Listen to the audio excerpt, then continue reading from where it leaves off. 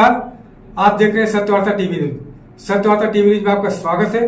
आइए नजर डालते हैं आज के मुख्य समाचारों पर। के ओर से आपको सलाम है। ऐसे लोग हिम्मत वाले चाहिए।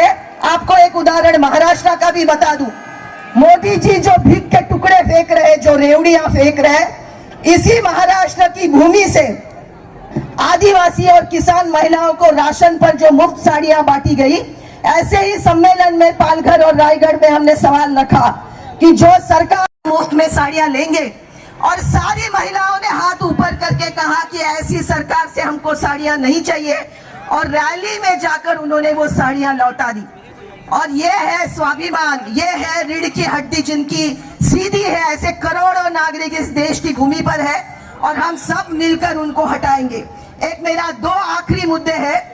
एक का जिक्र करना बहुत ही जरूरी है, क्योंकि वाराणसी से जब मोदी जी ने अपना नॉमिनेशन भरा, तब नकली राष्ट्रवादी के प्रफुल्ल पटेल जी ने उनको शिवाजी महाराष्ट्र की जनता की ओर से ये ललकार है।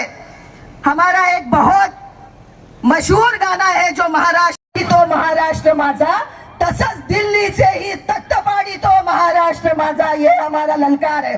तो ये तख्त गिराकर भी दिखा सकती है महाराष्ट्र की जनता।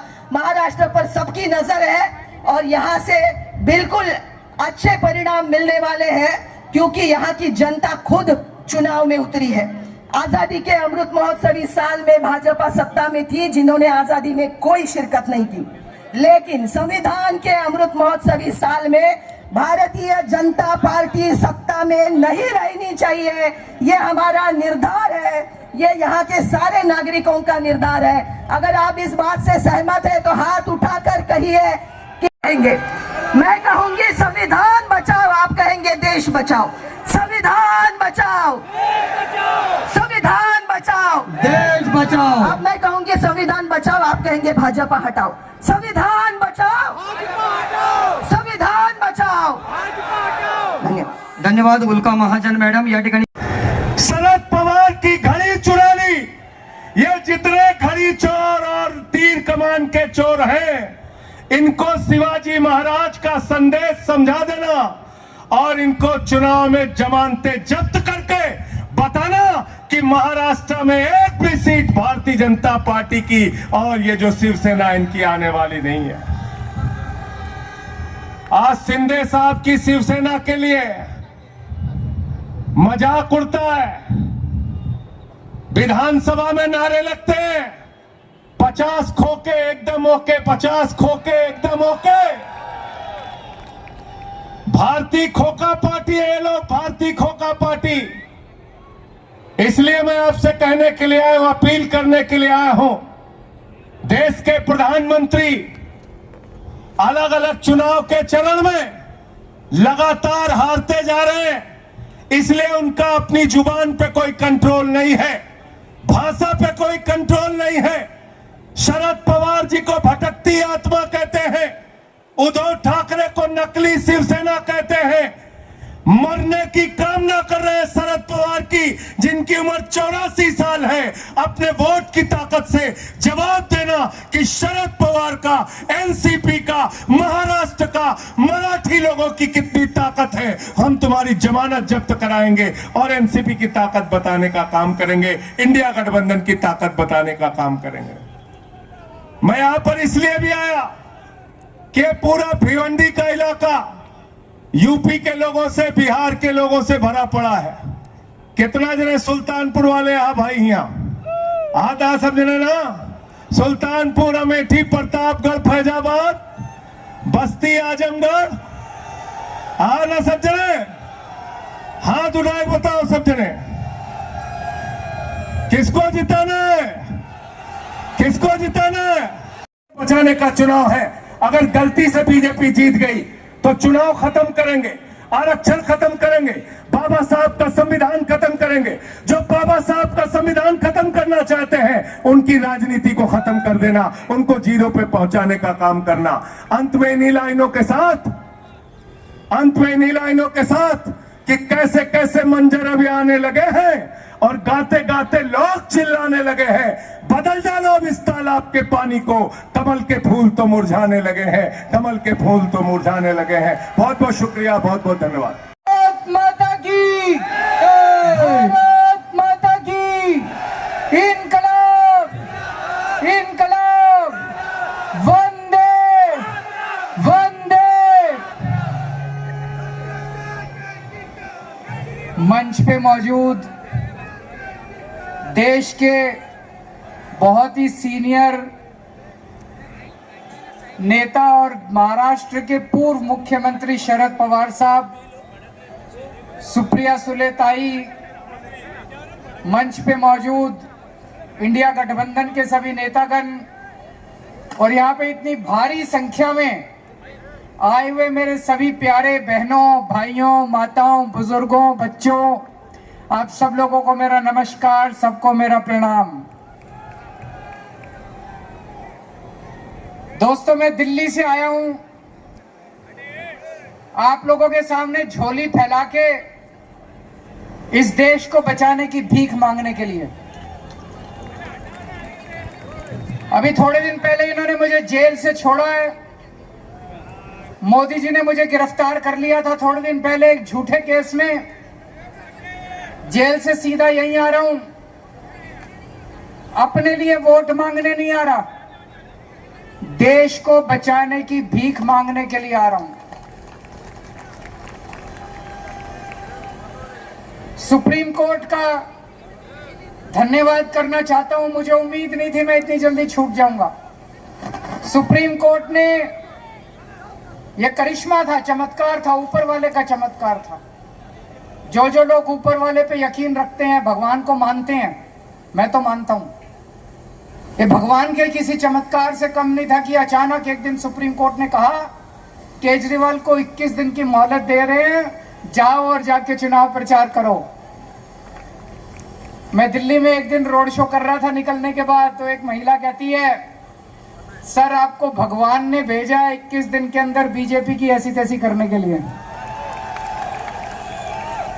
तो मैंने भी ठान ली है, ये 21 दिन मैं सोऊंगा नहीं, 24 घंटे, एक एक पल, एक एक सेकंड पूरे देश में घूम घूम के देश को बचाने का काम करूंगा और उनको निकालने का प्रयास करूंगा, लोगों को जगाने का काम करूंगा।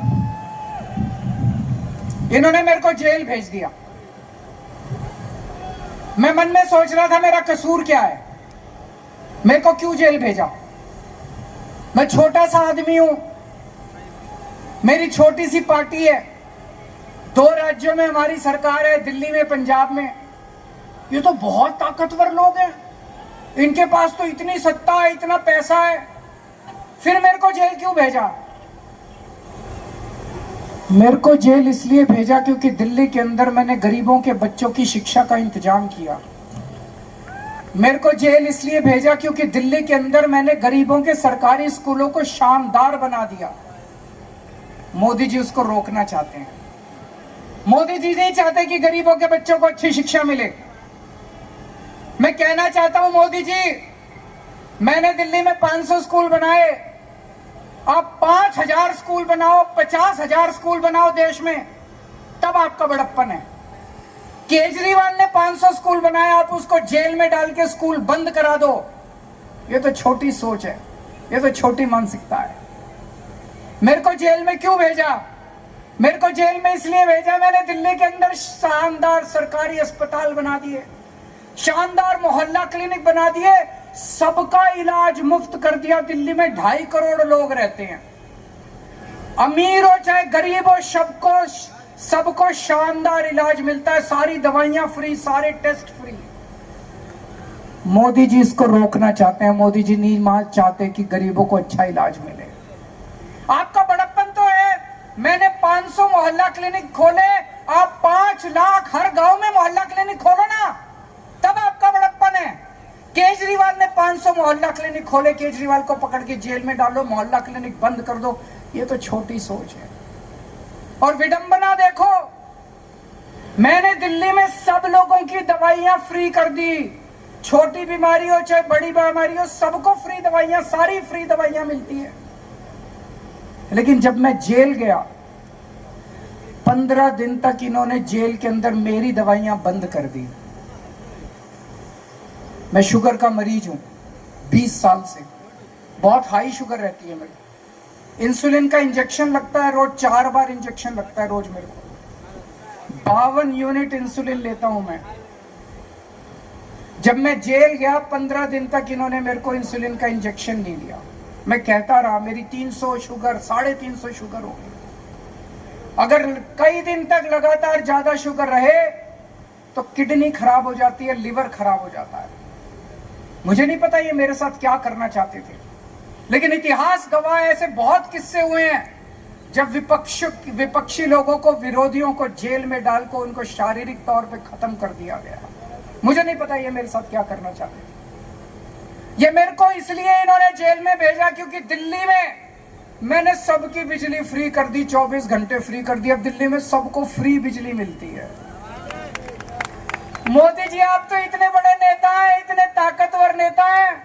मैंने दिल्ली में और पंजाब में फ्री बिजली करी, आप पूरे देश में फ्री बिजली करो ना, तब तो आपका बड़प्पन है।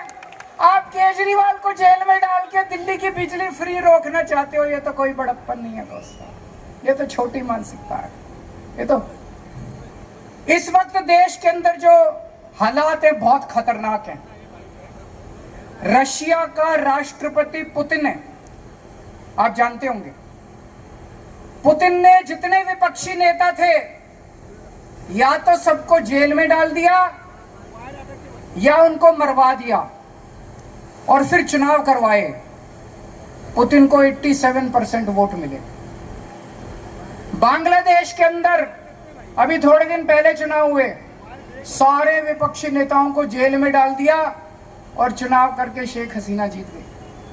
पाकिस्तान के अंदर अभी चुनाव हुए, इमरान खान जो वहां के सबसे बड़े नेता, उनको जेल में डाल दिया, उनकी पार्टी को तहस नहस कर दिया, उनका सिंबल छीन लिया और फिर चुनाव कर रहा है और जीत गए। मोदी जी अब पाकिस्तान और बांग्लादेश से सीख के यही काम अब देश के अंदर, भारत के अंदर करना चाहते हैं।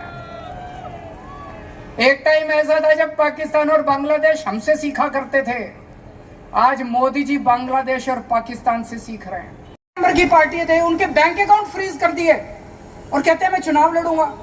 अब आम आदमी पार्टी के बैंक अकाउंट फ्रीज करना चाहते हैं। शिवसेना को चोरी कर लिया, जो अभी संजय सिंह ने कहा, शिवसेना के 2 टुकड़े कर दिए, एनसीपी के 2 टुकड़े कर दिए, ममता दीदी के कितने मंत्रियों को गिरफ्तार कर लिया, स्टालिन के कितने मंत्रियों को गिरफ्तार। ऐसे चुनाव लड़ोगे और जीतोगे? ये तो कायर आदमी करता है, कायर है मोदी जी। अरे बहादुर हो तो आंख में आंख मिला के चुनाव लड़ो ना, सीधे सीना चौड़ा करके चुनाव लड़के दिखाओ। ये तो कायरों की निशानी है। इस तरह तो देश के जनतंत्र को खत्म कर रहे हैं, बाबा साहब अंबेडकर के संविधान को खत्म कर रहे हैं दोस्तों। एक और चीज मैं बताना चाहता हूं। 2014 में जब मोदी जी आए थे, उन्होंने एक रूल बनाया था। उन्होंने रूल बनाया था कि बीजेपी में जो भी नेता 75 साल का होगा उसको रिटायर कर दिया जाएगा। ये रूल बना के उन्होंने आडवाणी जी को रिटायर कर दिया, मुरली मनोहर जोशी जी को रिटायर कर दिया, सुमित्रा महाजन को रिटायर कर दिया, यशवंत सिन्हा को रिटायर कर दिया। अगले साल 17 सितंबर को मोदी जी 75 साल के हो रहे हैं।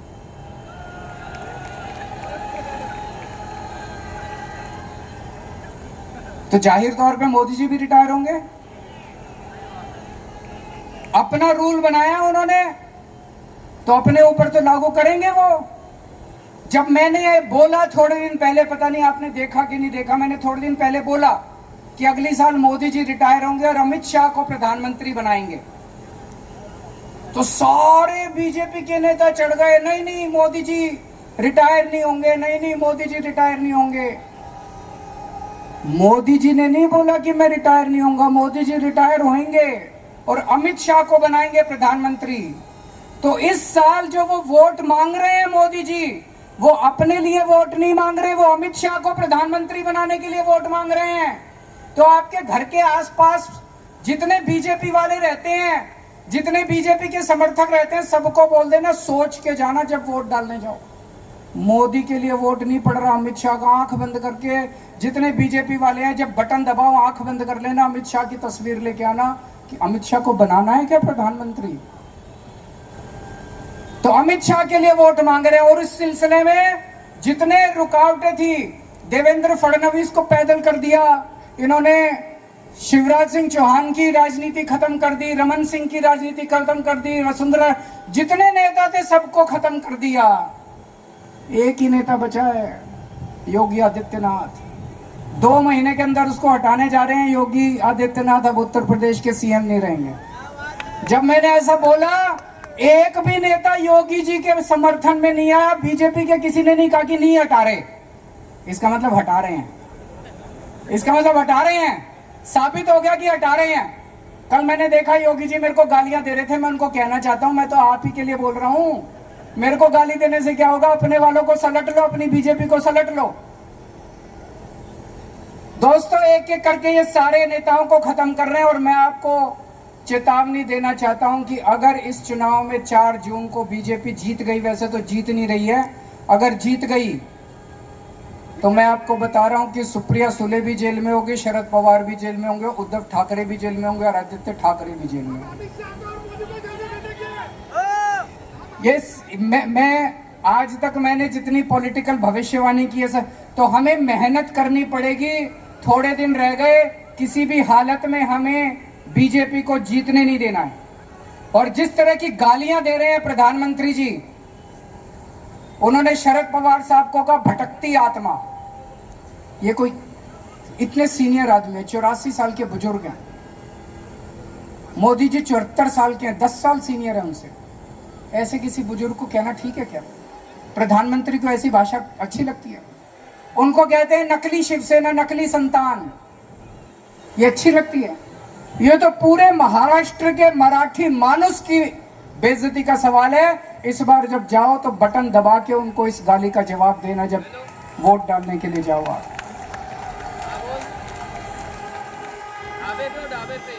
यहाँ के कैंडिडेट हैं बाले मामा, उनको रिकॉर्ड जीत आप लोगों को दिलवानी है। ज्यादा से ज्यादा वोट देके बटन दबा के उनको वोट देना, रिकॉर्ड मार्जिन से उनको जिताना। लेकिन मैं आज महाराष्ट्र में उनके लिए तो वोट मांग ही रहा हूं। मैं महाराष्ट्र में आज आया हूं पूरे इंडिया गठबंधन के लिए वोट मांगने के लिए। एनसीपी का चुनाव चिन्ह ये तुतारी बजाने वाला आदमी है, इसका खूब प्रचार करना है।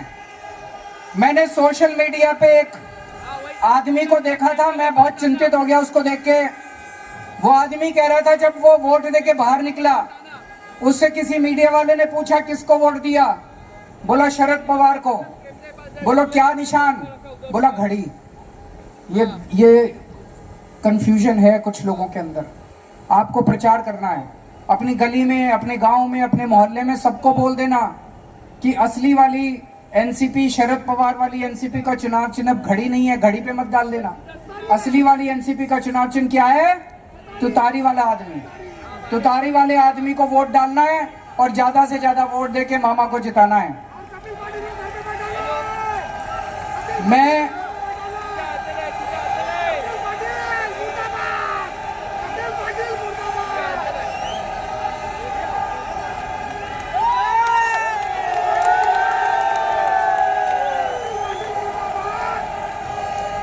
21 दिन के लिए बाहर आया हूं। 2 तारीख को मुझे जेल वापस जाना है, 4 तारीख को नतीजे आएंगे। मैं जेल की सेल से नतीजे देख रहा हूँ टीवी पे। पिछली बार महाराष्ट्र की 48 सीट में से 42 एनडीए गठबंधन को, मोदी जी के गठबंधन को मिली थी। इस बार 48 में से 42 इंडिया गठबंधन को मिलनी चाहिए। अगर आप लोगों ने 48 में से 42 सीट इंडिया गठबंधन को दी, मुझे जेल के अंदर बड़ा सुकून मिलेगा। और मुझे लगेगा आज महाराष्ट्र आना मेरा सार्थक हो गया। आप लोगों ने आज इतना प्यार, इतनी मोहब्बत दी, इसके लिए आप सब लोगों का बहुत बहुत शुक्रिया। शरद पवार साहब का बहुत बहुत शुक्रिया, सुप्रिया दीदी का बहुत बहुत शुक्रिया जो आज मुझे यहाँ पे आमंत्रित किया, आप सब लोगों के सामने बोलने का मौका दिया। भारत माता की शरद पवार साहब की धन्यवाद। जिनका भाषण सुनने के लिए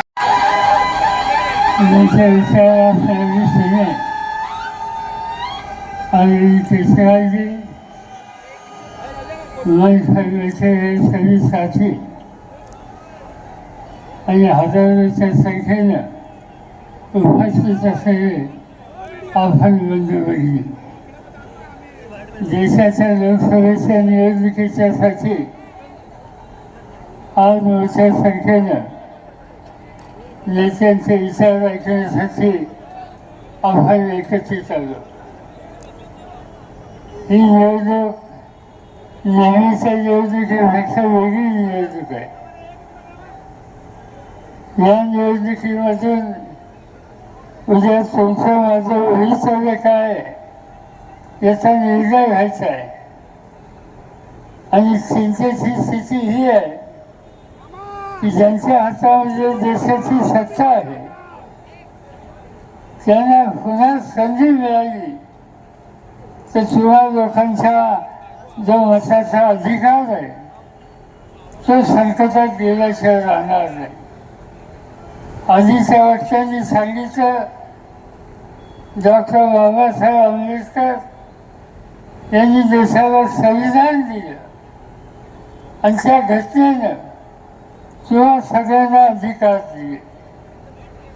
आज नरेंद्र मोदी आणि त्यांचे सहकारी ठिकठिकाणी सांगतायत की आम्हाला 400च्या अधिक जागा हव्या का, तर या देशाची घटना आम्हाला बदलायची। कर्नाटकमधला त्यांचा एक खासदार त्यांनी जाहीरपणाने सांगितलं की आम्हाला घटना बदलायची। दिल्लीचा उत्तर प्रदेशचा त्यांचा एक खासदार त्यांनी जाहीरपणाने सांगितलं आम्हाला घटना बदलायची। राजस्थानमधली त्यांची एक भगिनी तिने जाहीरपणाने सांगितलं आम्हाला घटना बदलायची आहे आणि त्यासाठी मात्र ही मोदींना द्यायची। ज्या दिवशी बाबासाहेब आंबेडकरांनी जो अधिकार आपल्याला दिला तो संकटात जाईल त्या दिवशी या देशाच्या तुमच्यासारख्या कोट्यावधी लोकांचा अधिकाराचं अस्तित्व हे नष्ट होईल आणि या देशामध्ये हुकुमशाही मोदींच्या नेतृत्वाखाली सुरू झालेली ही आपल्या सगळ्यांना बघायला मिळेल।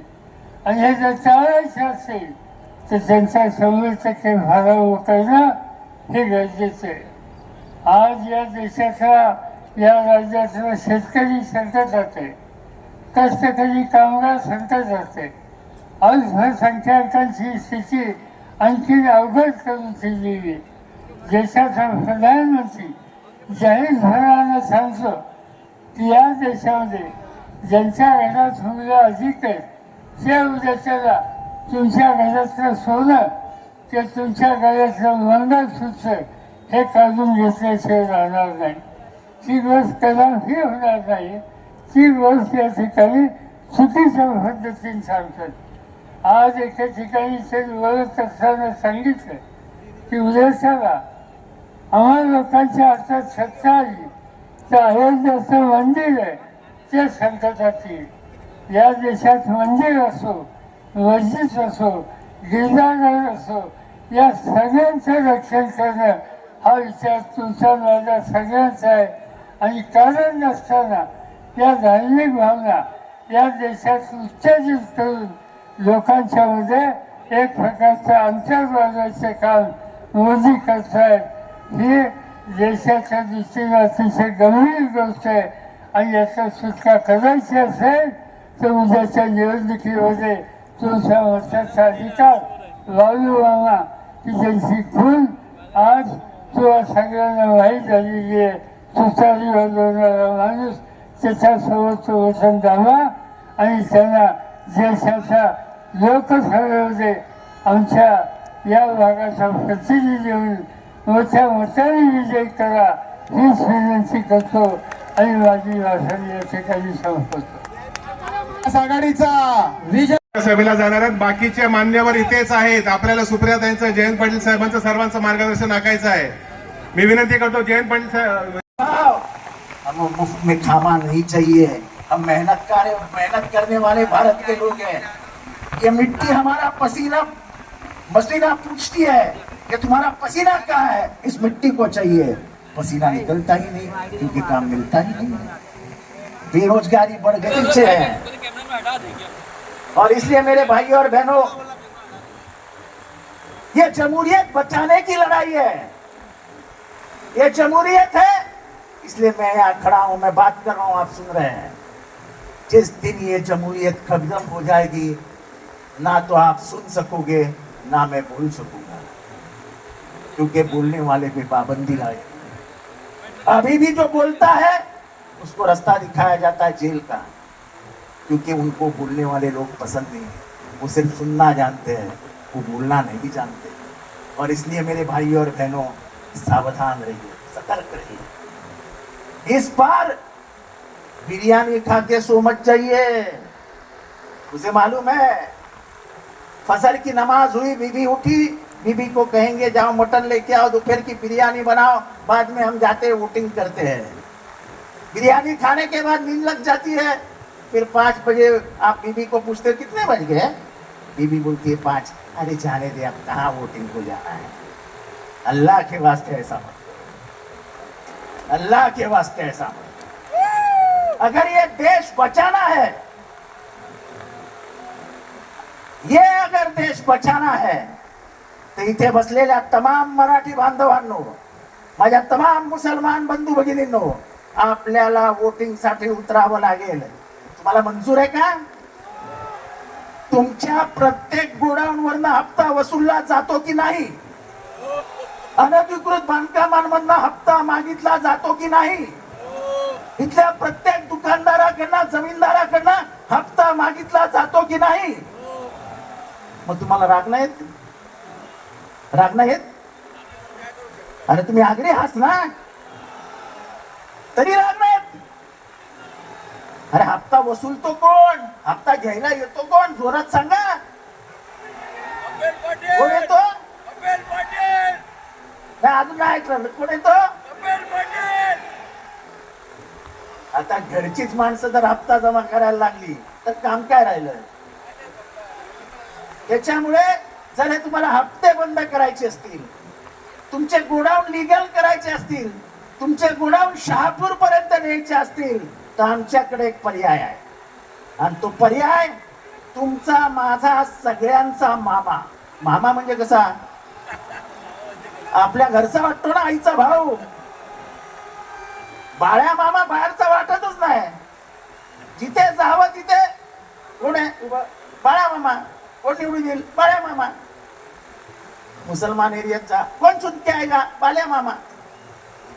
कोई एरिया में जाओ, मैं सबको पूछता हूं, मेरे मुसलमान भाइयों को, मामू अच्छा लगता है ना हमें घर में? सबसे प्यारा कौन होता है घर में? मामू जान. आपण मराठीमध्ये लहानपणी गाणी काय म्हणायचो? झुक झुक झुक झुक अगी न गाडी, हवे तर रेषा काय, चलती गाडी जाऊया, मामाच्या गावाला जाऊया. चला सगळ्यांना जायचंय मामाच्या गावाला, तिथनच मिरवणूक काढायची आहे. आणि म्हणून 20 तारखेला तुतारी वाजवणारा माणूस या निशाणीवरचं बटन दाबून इथली दादागिरी, इथली हप्तेगिरी, इथली वसुली, इथल्या खोट्या केसेस या सगळ्या बंद करायच्या असतील. आणि त्याचा सर्वात जास्त त्रास कोणाला होतो? तो आगरी समाजाला होतो. आगरी समाज चिडत नाही का आजकाल? पूर्वीसारखं तुमचं असं गरम रक्त राहिलेलं नाही का? तेव्हा हा त्रास बंद करायचा असेल तर मामाला, तुमच्या मामाला, माझ्या मामाला, सगळ्यांच्या मामाला दिल्लीत पाठवा. हा मामा सगळ्या भाटजींचं काम करून देईल एवढंच सांगतो, रजा घेतो. जय हिंद, जय महाराष्ट्र, जय भीम, खुदा हाफिज. और 2 नंबर का बटन दबाएंगे कि नहीं दबाएंगे? अरे बोलो, बाले मामा जीतेंगे कि नहीं जीतेंगे? और जितेंद्र आवाड़ साहब ने एक अच्छी बात की कि जिस तरह से यहाँ पे जोश है, उसी तरह से 20 तारीख को ये तुतारी जो आदमी बजा रहा है, जो 2 नंबर बटन पे, कितने नंबर बटन पे भाई? अरे मेरी बहनों बताओ कितने नंबर बटन पे? 2 नंबर बटन पे. मैं बाले मामा को कहता हूं कि आप जाके जो है 7 बजे देखना, भिवंडी शहर की जितनी भी मशीन होगी ना, उसका बटन पूरा काला हो चुका होगा, क्योंकि इतनी बार दबाया जाएगा. जितनी बार दिल से निकला है मोदी हटाओ, उतनी बार वो बटन दबाया जाएगा. दबाया जाएगा कि नहीं दबाया जाएगा? यस.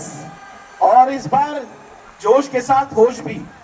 हमारी बहनें, मैं नौजवानों से खास तौर से कहता हूं कि आज ये सभा के बाद से लेके 20 तारीख को आखिरी वोट डाले तक हम सोएंगे नहीं.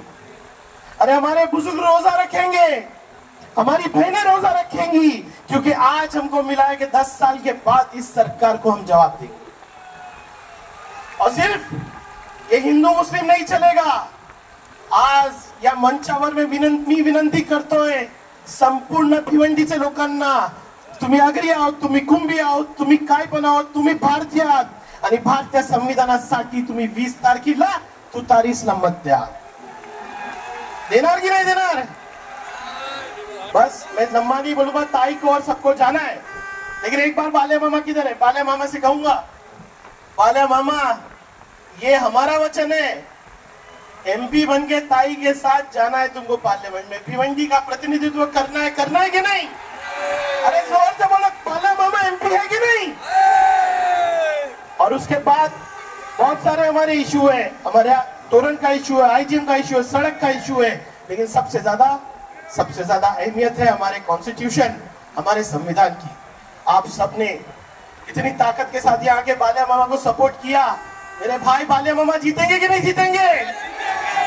बस यही चाहता हूं. मैं लंबा भाषण नहीं करूंगा. बाले मामा, ये जोश नहीं, होश भी है.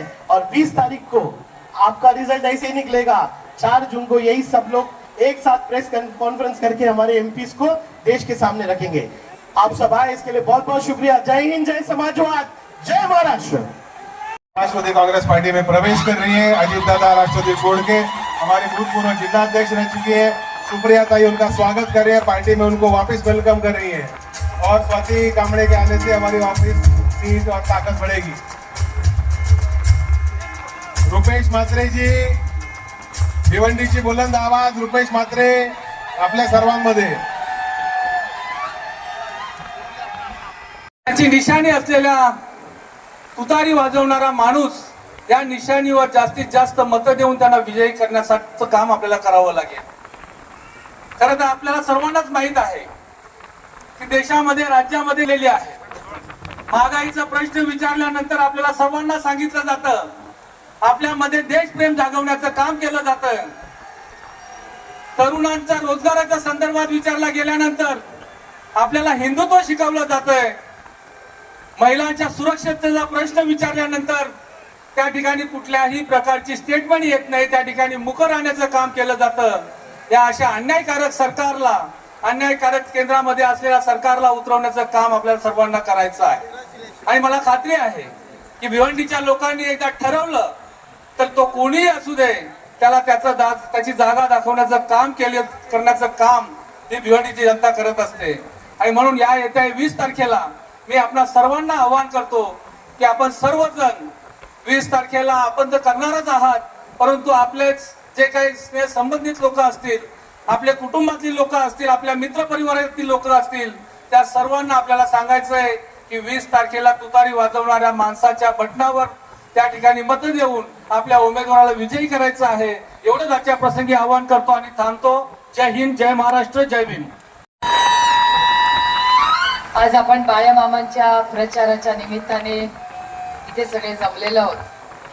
आज सगळा माहोल बघून मला वाटतं जयंतराव, भिवंडीचा गुलाल आजच उधळायची वेळ आलेली असं दिसतंय. कारण एवढी अशी सभा मी खरंच भिवंडीत कधी पाहिली नाही. आणि मी काँग्रेसचे सोनियाजी आणि उद्धवजींचे मनपूर्वक आभार मानते की गेले काही महिने ज्या पद्धतीने शिवसेना आणि काँग्रेस पक्षाने जी आपल्याला साथ दिलेली आहे त्याबद्दल मी शिवसेना आणि काँग्रेस पक्षाचे प्रत्येक नेत्याचे, पदाधिकाऱ्याचे, कार्यकर्त्याचे मनपूर्वक आभार मानते की फार मेहनत तुम्ही गेले 2-3 महिने घेतलेली आहे. आज मी मामांना विचारत होते की भिवंडीच्या भाषणामध्ये काय लोकांना अपेक्षित आहे. तर मामा म्हणले फक्त बाळा. मामा म्हणजे 2 मामा. आणि आपल्याला काय पाहिजे? स्वस्त वीज, रस्ता, पाणी. बरोबर? तर कोण देणार तुम्हाला? आणि बटन किती नंबरला?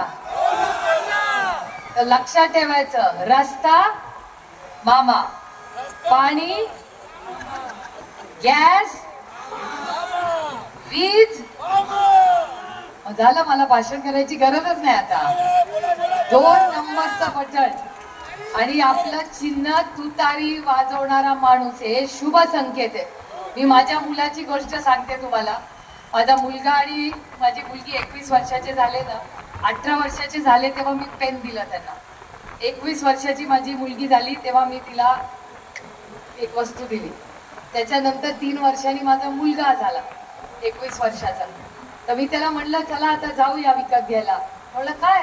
म्हटलं मी तुझ्या बहिणीला पण हेच दिलं होतं, तुला पण हेच देणार. तो म्हणला ते लागत नाही आता. म्हणलं का नाही लागत? तो म्हणला आता ते सगळं मोबाईल मध्येच येतं, याची गरजच नाही पडली आता, त्याच्यामुळे हे लागतच नाही. त्याच्यामुळे त्या चिन्हाच्या भानगडीतच पडू नका. तुम्ही बघा त्याची इच्छा बघा काय आहे. त्यांनी जी गोष्ट लागत नाही ती आपल्याकडून काढून घेतली आणि जी वस्तू गरजेची आहे, तुतारी म्हणजे शुभ संकेत आहे. जेव्हा चांगल्या गोष्टी होतात तेव्हाच तुतारी वाजते. लग्नामध्ये तुतारी वाजते. जेव्हा बाळामामा निवडून येणार तेव्हा पण तुतारीच वाजणार. जेव्हा कुठलाही चांगलं असतं, मंदिर असेल, कुठलं चांगलं नवीन हॉटेलचं उद्घाटन असेल, आपल्या गोडाऊनचं उद्घाटन असेल, तिथे पण तुतारीच वाजते. अभी पहला तो मराठी में तो थोड़ा बोलो. तर तुतारी एक शुभ संकेत है. त्याच्यामुळे शुभ संकेत तुतारी ही आपल्यासाठी लागते. आणि अभी उन्होंने कहा हिंदी में बोलो, तो अभी थोड़ा हिंदी का ट्रैक ले लेते हैं. तो आप सब ने देखा है महाराष्ट्र की जो राजनीति है वो इतनी घटिया और गंदी हो चुकी है, इसलिए हम सबको लड़ना पड़ेगा. मैं अरविंद जी की फैन किस लिए हूँ? मैं बाकी अरविंद जी का भाषण सुनने क्यों आई आज? क्योंकि इस देश में इतिहास सिर्फ जो लड़ता है उसका ही लिखा जाता है. और अरविंद जी का नाम हमेशा एक लड़वैया नेता जो हम सब के लिए लड़ा है उसके लिए. और देखो महाराष्ट्र में पहली सभा अरविंद जी की हुई, वो मामा के लिए हुई है. पहली सभा है जब से आए हो. और अरविंद जी भाषण में क्या कहा? 2 तारीख को जेल वापस जाएंगे. सोचिए उस आदमी की कितनी ताकत है. उसको पता है कि शायद 2 तारीख को उसको बेल नहीं मिलेगी, वो वापस जाएगा, लेकिन वो हार नहीं रहा है, वो लड़े जा रहा है. और आप देखिए यहाँ देशमुख साहब बैठे. देशमुख साहब 1.5 साल जेल में रह के गए और उन्होंने क्या कहा था? 100 करोड़ का पैसा उन्हें ले लिया. 100 करोड़ में शून्य कितने पता है आपको? इसको पता है? नहीं, मुझे भी नहीं पता. तो 100 करोड़ का आरोप उन्होंने किया और जब केस बनी तो वो 1 करोड़ बनी. और वो भी इस वाले 100 की नहीं, कोई 2012 साल का कुछ फेक केस बकवास वाला कर दिया. और 1.5 साल ये अंदर रहे. 1.5 साल. आप कभी ने किसी ने सोचा है उनकी बीवी किससे गुजरी होगी? उनके बच्चे क्या हुआ होगा? इतने 2 छोटे उनके नाती है, उनको क्या लगा होगा? कभी किसने सोचा है? नवाब भाई का किसी ने सोचा है? अरे डंके की चोट पे मैं कहती हूँ, जब भी को भी एनसीपी पर कभी भी जेल में गया तो एनसीपी की तरफ से सिर्फ मैं हर जेल में गई हूँ, हर जेल में, क्योंकि अच्छे बुरे टाइम में अपने साथ जो खड़ा रहा है उसके बुरे टाइम में हम सब ने साथ रहना चाहिए। आप सब यहाँ वहाँ जो घूम रहे हैं ना कोई आर्थर रोड जेल गया है, ना कोई गया है, ना तिहाड़ जेल गया है। तो ये सब जो राजनीति अभी पैसे की राजनीति चल रही है ना, वो भी यहाँ होगी। मेरे यहाँ तो बहुत बारिश हुई, पता है ना किसकी बारिश हुई। और एक बात, अगर किसी को अकाउंट खोलना हो और जो बैंक 24 घंटे खुली हो तो वो मेरे निर्वाचन क्षेत्र में, मेरे निर्वाचन क्षेत्र में बैंक 24 घंटे खुली थी। और कोई भी बैंक आपको पता है 24 घंटे खुली है? सिर्फ मेरे यहाँ, शायद आपके यहाँ कल खुल सकती है 24 घंटा। तो संभल के रखना। और बंदूक से ज्यादा किसमें ताकत है? तो मोबाइल फोन में। मैंने 140 केस किए, 140 एक दिन में मेरे खिलाफ। क्या क्या नहीं किया, बैंक खुली रखी 24 घंटा, उसके बाद क्या क्या मिठाइयाँ बांटी वो तो जानते हैं आप, हर साइज और शेप में मिठाई बांटी गई। वो यहाँ भी हो सकता है। मेरे यहाँ बहुत बारिश हुई, हमने रिकॉर्ड पे भी पकड़ा, देते हुए मिठाई और लेते हुए भी मिठाई। सारे वीडियोस है मेरे पास 140। मैंने सब इलेक्शन कमीशन को दिखाया, केस किया है, सिर्फ 4 में सुनवाई होनी है। तो आप देखिए किस तरह से इस देश किस तरह जा रहा है। 140 केसेस करवाई है मैंने। मिला तो पकड़ लो। हमारे यहाँ तो गाड़ी भी पकड़ी हमने, गाड़ी के अंदर पता नहीं क्या क्या पैसा वैसा था, वो भी पकड़ लिया, वो भी पुलिस स्टेशन लेके गया। सारों का वीडियो है मेरे पास। अगर मेरे यहाँ हो सकता है तो आपके यहाँ भी हो सकता है। और ये चीटिंग करके पास करने वाले लोग हैं। याद है देवेंद्र जी क्या कह रहे थे? देवेंद्र जी ने कहा, देखो मैंने कहा था मैं वापस आऊंगा, मैं 2-2 पार्टियां तोड़ फोड़ के आया। लेकिन कोई कॉपी करके पास आके बोलता है हाँ मैं कॉपी करके आया।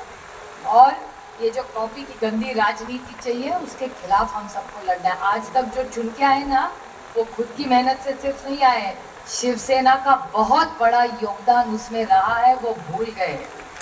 उद्धव जी ने कितनी सभा उनके लिए मुझे पता है।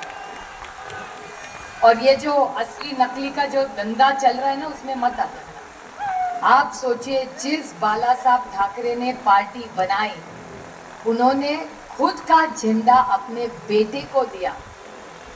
वही आज एक ही असली शिवसेना है और उसके अध्यक्ष उद्धव जी ठाकरे है, दूसरा मुझे नहीं कुछ जानती। तो आप सब पे बहुत बड़ी जिम्मेदारी है। अगले 2 दिन हमारी सारी महिलाओं को भी आप टाइम दे रही कि कितने बजे सबको वोटिंग के लिए जाना है। और हम सबको सिर्फ, आपको याद है 2 बूंद अमिताभ बच्चन कहते थे, हमारे सारे बच्चों को हमने 2 बूंद दिए थे। वही 2 बूंद वो बालिया मामा के 2 बूंद याद रखना। यहाँ वाकई कितनी 2, तो 2 पैनल रहेंगे। 2 पैनल में के पहले पैनल में 2 नंबर का बटन हमको दबाना है, बस, बाकी कुछ नहीं करना है। और इस देश से हमको महंगाई, बेरोजगारी और भ्रष्टाचार, इसको हद पार करना है। इसलिए हम सबकी जिम्मेदारी है कि 20 तारीख को सुबह 7 से शाम 6 बजे तक 2 नंबर का बटन, बालिया मामा का तुतारी बजाने वाला आदमी, वो दबाइए। और इस देश के संविधान बचाने की जिम्मेदारी हम सब पे है। और मुझे विश्वास है कि 4 तारीख को एनसीपी की पहली सीट जो अनाउंस होगी वो भिवंडी ही अनाउंस विजयी होगी। और सब बालिया मामा, कांग्रेस और सारे और आम आदमी पार्टी के मैं तहे दिल से आभारी हूँ। आप इतनी बड़ी संख्या से आज हमारा स्वागत करने के लिए आए। हम सबको बीकेसी में जाना है, उसके पहले मुमरा भी जाना है। तो मैं जयंत पाटिल जी को विनती करती हूँ कि वो हम सबको मार्गदर्शन करें। स्थिति है 10 साल यहाँ जो एमपी है, मेंबर ऑफ पार्लियामेंट, यहाँ काम करे, लेकिन एक नया अस्पताल यहाँ पे खुलवाने के लिए उन्होंने कोशिश नहीं की। ये भिवंडी शहर में जो अस्पताल है,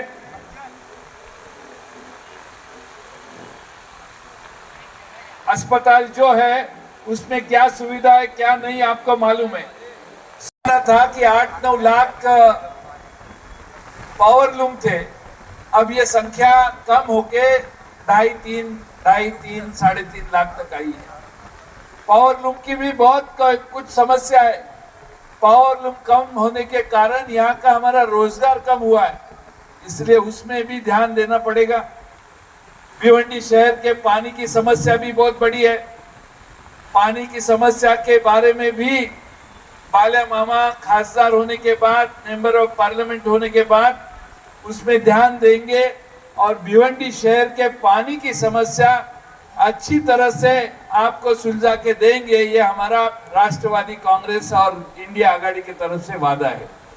शाहपुर में भी ऐसी परिस्थिति है, वहां भी पानी की बहुत दिक्कतें हैं, वहां भी हम ध्यान देंगे और वहां पे भी हमारी।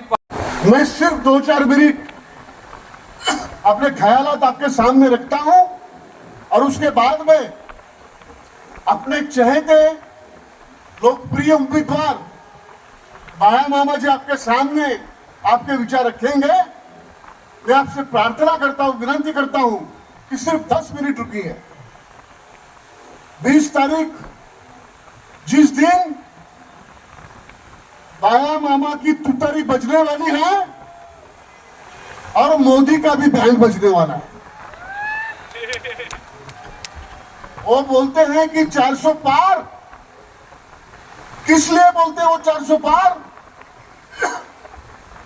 उनको बाबा साहब अंबेडकर का संविधान खत्म करना है, इसलिए बोलते कि हमको 400 पार करना है।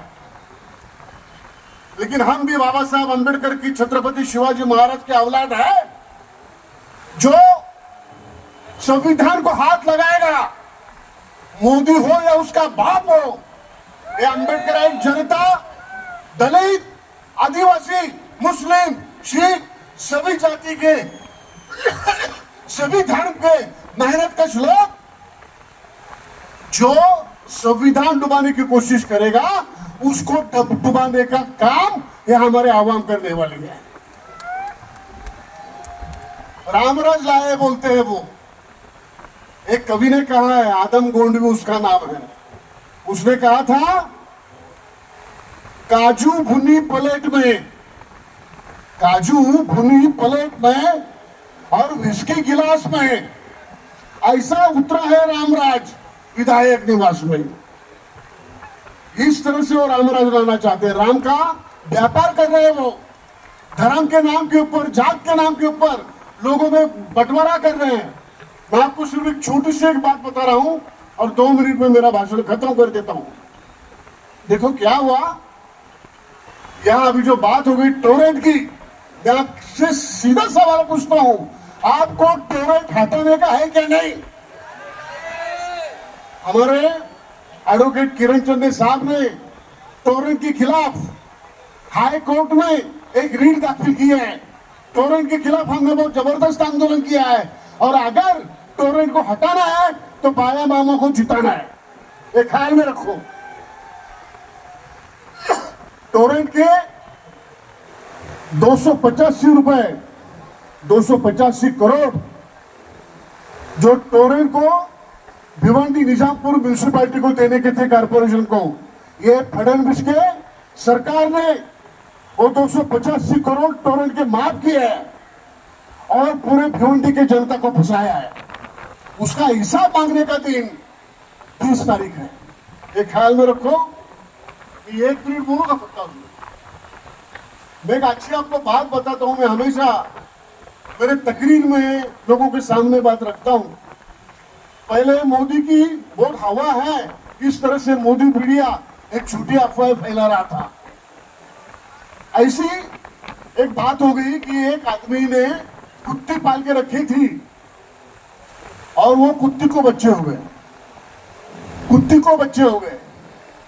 जैसे वो बच्चे हो गए, वो बच्चे चिल्लाने लगे, मोदी जिंदाबाद, मोदी जिंदाबाद। कुत्ते के बच्चे, कुत्ते ऐसे बोल रहे हैं बच्चे, ये बात तो फैल गई बात, सभी मोहल्ले में लोग इकट्ठे हो गए। ऐसे ऐसे बात आजू बाजू के गांव में फैल गई कि ऐसे छोटे छोटे कुत्ते के बच्चे हैं जो मोदी जिंदाबाद बोलते हैं। 2 दिन के बाद में आजू बाजू के गांव के देहातों के सब लोग आ गए और वो आदमी के पास गए जिसकी कुत्ती थी। उसको बोलोगे तो तुम्हारे बच्चे दिखाओ कुत्ती के। तब वो कुत्ती के बच्चे मोदी जिंदाबाद नहीं बोल रहे थे, मोदी मुर्दाबाद बोल रहे थे। लोगों ने पूछा, अरे तो 2 दिन के पहले हमने सुना कि मोदी जिंदाबाद बोल रहे थे, अभी मोदी मुर्दाबाद बोल रहे हैं। तभी वो आदमी बोला, देखो तभी जिनका जन्म हुआ था तभी उनकी आंखें बंद थी ना, 2 दिन के बाद खुली।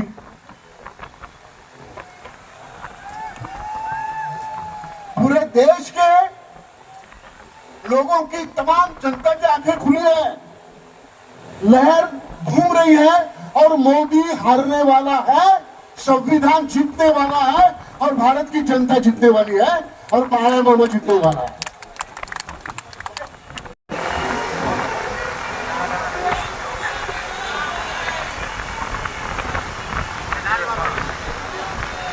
यानंतर आपण 23 भिवंडी लोकसभा मतदारसंघाचे उमेदवार आदरणीय सुरेशजी गोपीनाथ म्हात्रे साहेब, आपल्या सर्वांचे लाडके बाळा मामा यांच्या मनोगताकडे आपण वळणार आहोत।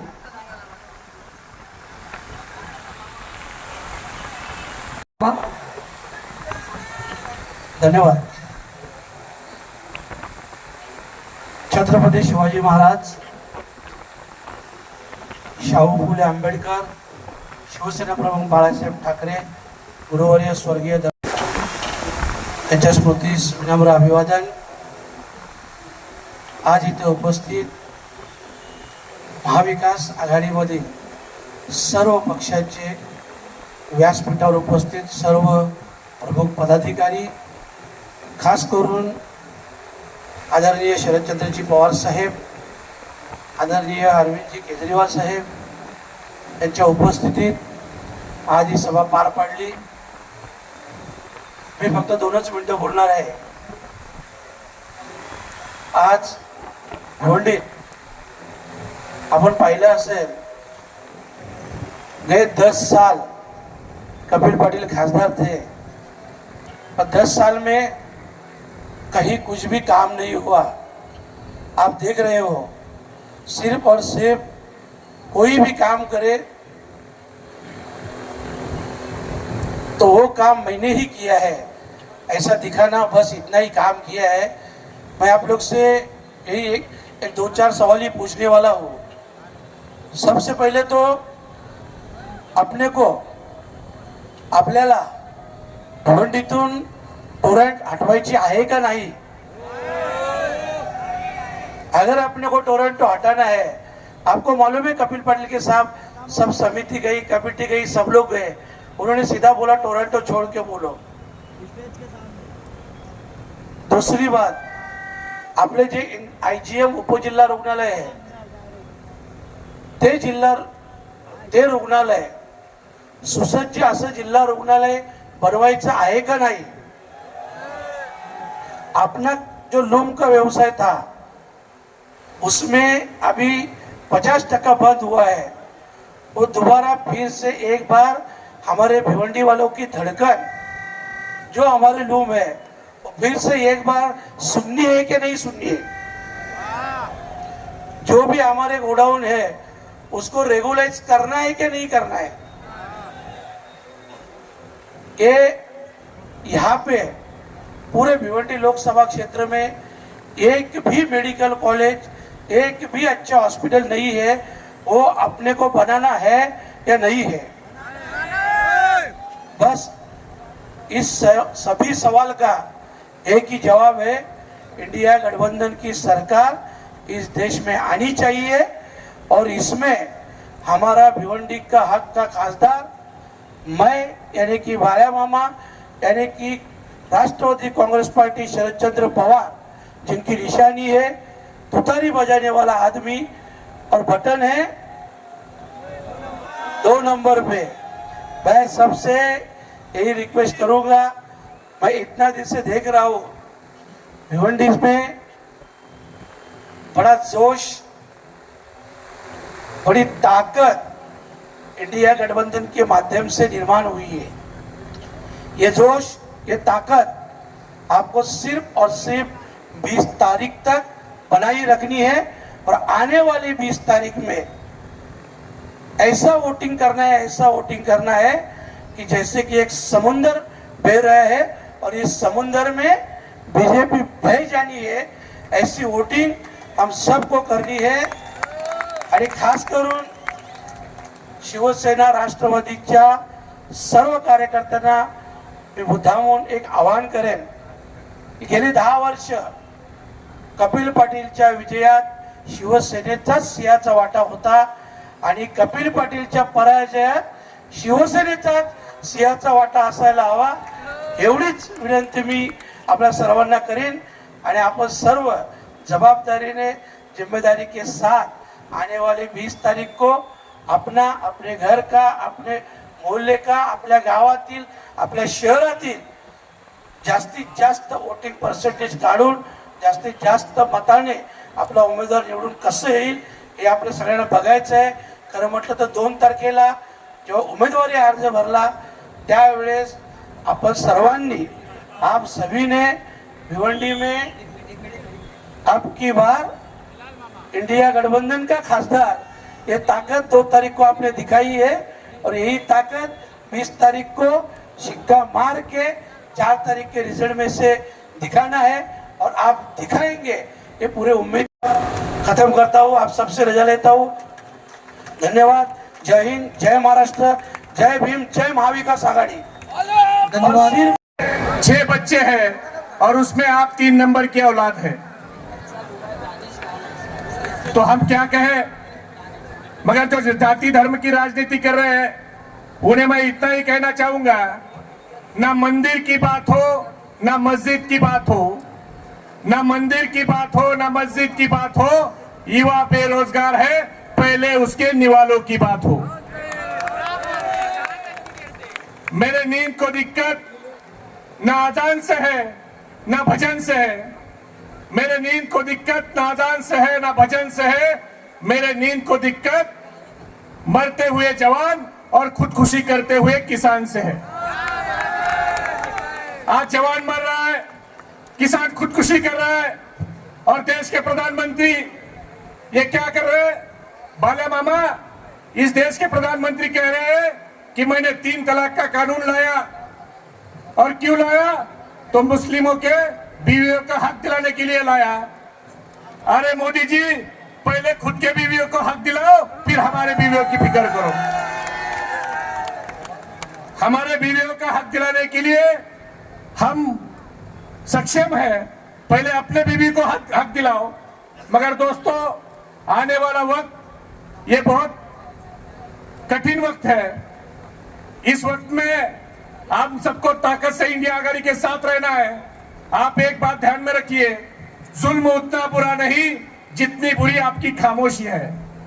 जुल्म जितना बुरा नहीं उतनी बुरी आपकी खामोशी है।